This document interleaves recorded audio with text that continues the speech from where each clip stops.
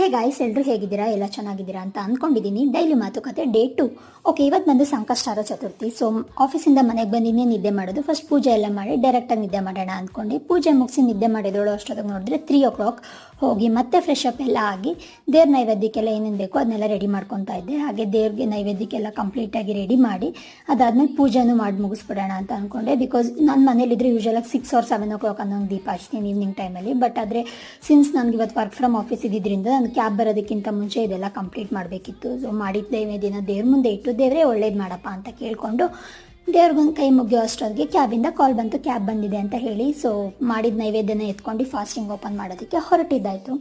ಆಫೀಸ್ಗೆ ಹೋಗಿ ನಾನು ಫಾಸ್ಟಿಂಗ್ ಎಲ್ಲ ಓಪನ್ ಮಾಡಿ ನೈಟ್ ಅನ್ನೋಂಗೆ ಸ್ನ್ಯಾಕ್ಸ್ನೆಲ್ಲ ತಿಂದು ನನ್ನ ಡೇ ಅವತ್ತಿನ ಸೂಪರಾಗಿ ಏನಿರಲಿಲ್ಲ, ಬಟ್ ಪ್ರೊಡಕ್ಟಿವ್ ಆಗಿ ಚೆನ್ನಾಗಿ ಕಂಪ್ಲೀಟ್ ಮಾಡಿದ್ದಾಯಿತು. ಬಟ್ ಕೆಳಗಡೆ ಹೋಗಿ ನೋಡಿದ್ರೆ ನನ್ನ ಕ್ಯಾಬೇ ಬಂದಿಲ್ಲ. ಅದಕ್ಕೊಂದು 15 minutes ಲೇಟ್ ಆಯಿತು. ಸೊ ಅದನ್ನು ಮುಗಿಸ್ಕೊಂಡು ಮನೆಗೆ ಬಂದು